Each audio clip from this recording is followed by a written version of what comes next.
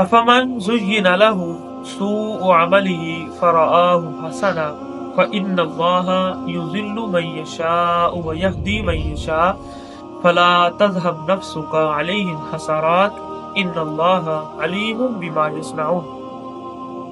دیکھیں بھائی، برائی کرنے والے انسان یہ دو قسم کے ہیں۔ ایک وہ شخص ہوتا ہے کہ وہ برا عمل کرتا ہے برا سمجھ کر، اسے پتا ہے میں گناہ کر رہا ہوں لیکن پھر بھی وہ کرتا ہے، اپنے نفس سے مجبور ہو کر، شیطان کے جال میں پھنس کر وہ کر رہا ہے، لیکن اس کو پتا ہے کہ میں غلط کر رہا ہوں، ٹھیک ہے نا۔ ایسے بندے کے سیدھے راستے پر آنے کے چانسز زیادہ ہوتے ہیں، ٹھیک ہے۔ یعنی اگر آپ اس کو سمجھائیں گے تو چلو چھوڑے گا نہیں، کچھ دیر کے لیے رک جائے گا، پھر بعد میں کر لے۔ یعنی ایسے بندے کے سیدھے راستے پر آنے کے چانسز ہوتے ہیں۔ لیکن وہ انسان جو برائی کو نیکی سمجھ کے کرے، برائی کو اچھائی سمجھ کے کرے، ایسے بندے کے چانسز نہیں ہوتے سیدھے راستے پر آنے۔ یعنی وہ سمجھ لے گا یہ تو فیشن ہے، یہ تو جدت ہے، یہ تو زمانے کی مانگ ہے، زمانے کی ڈیمانڈ ہے، ٹھیک ہے۔ اور اسی طرح جس طرح کہ آج کل لوگ اپنے مریدوں کو کچھ اس طرح کی چیزیں سکھا دیتے ہیں جن کو وہ عبادت سمجھ کر کرتے ہیں، وہ بدعات ہوتی ہیں، خرافات ہوتے ہیں، دین کے اندر شرکیہ کام ہوتے ہیں، لیکن وہ لوگ اس کو نیکی سمجھ کر کر رہے ہیں، ان کے لیے وہ کام بڑا خوبصورت ہے، وہ اس کو چھوڑنا نہیں چاہتے۔ تو اللہ تعالیٰ اللہ کے رسول کو یہ فرما رہے ہیں کہ دیکھو، اگر اس طرح کے حالات ہیں نا کہ کوئی بندہ وہ برائی کو نیکی سمجھ کے کر رہا ہے، اس پر اپنا زیادہ وقت نہ ضائع کرے، اس پر اپنا زیادہ وقت ہے، اس کو ہلکا پھلکا کہتے رہے، لیکن زیادہ محنت کن لوگوں پر کرنی ہے؟ جن کو پتا ہے وہ غلط کر رہے۔ ایک بندہ آپ کی وجہ سے سیدھے راستے پر آ گیا، حدیث کیا کہتی ہے؟ 100 اونٹوں سے بہتر ہے، 100 اونٹوں سے۔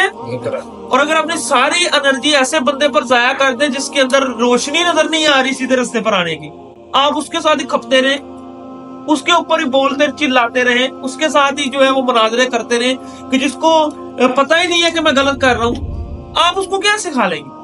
اس کی بجائے وہ لوگ جن کو پتہ ہی نہیں ہے صحیح کیا اور غلط کیا ہے، یا وہ لوگ جن کو پتہ ہے کہ ہم غلط کر رہے ہیں، ہے نا، ہم لوگ ارد گرد کتنے ہم خود ہیں، ہمیں پتا ہوتا ہے ہم غلط کر رہے ہیں کچھ کام، تو ہر انسان کچھ نہ کچھ غلط کر رہا ہوتا ہے۔ یعنی اس کو پتا ہے کہ نماز پڑھنی چاہیے، وہ نماز نہیں پڑھ رہا، اس کو پتا ہے میں غلط کی کر رہا ہوں، اس کو سمجھائیں، اس کو اللہ کے عذاب سے ڈرائیں، اللہ کی آیات سنائیں، احادیث سنائیں۔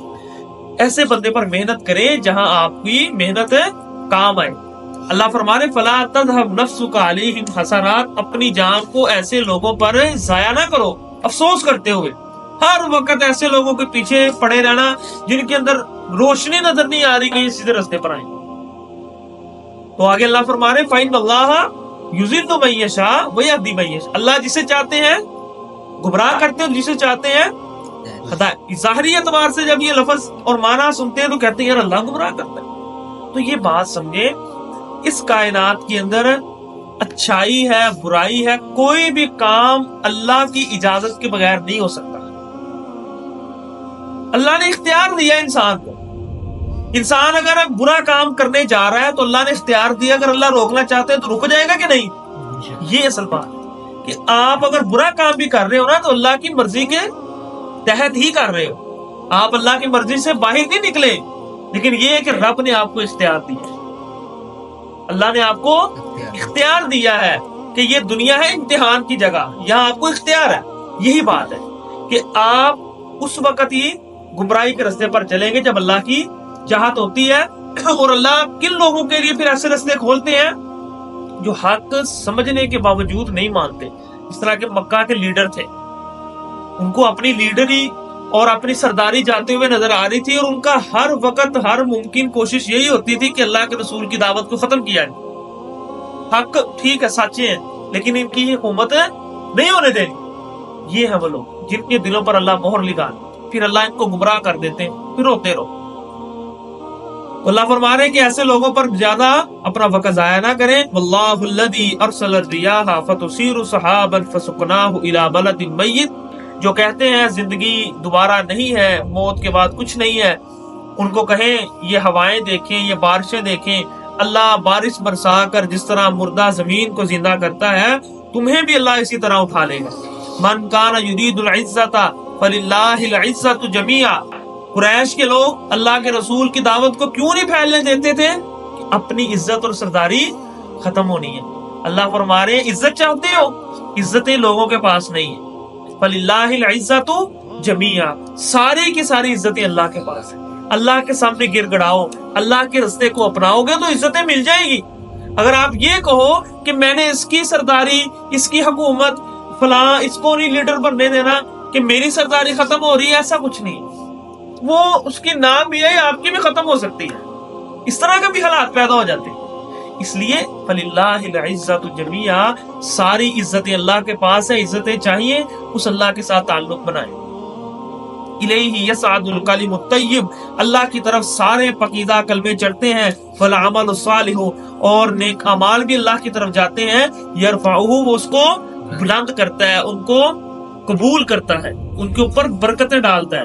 ٹھیک ہے، پکیزہ باتیں اور نیک اعمال ہی اللہ کی طرف چڑھتے ہیں، اللہ کی طرف جاتے ہیں۔ فضول گوئی، فضول شرکیہ اعمال وہ انسان کے منہ پر مار دیے جاتے ہیں۔ والذین یمکرون السیئات لہم عذاب شدید، جو بری خفیہ تدبیریں کرتے ہیں ان کے لیے بدترین عذاب ہے، سخت ترین عذاب ہے۔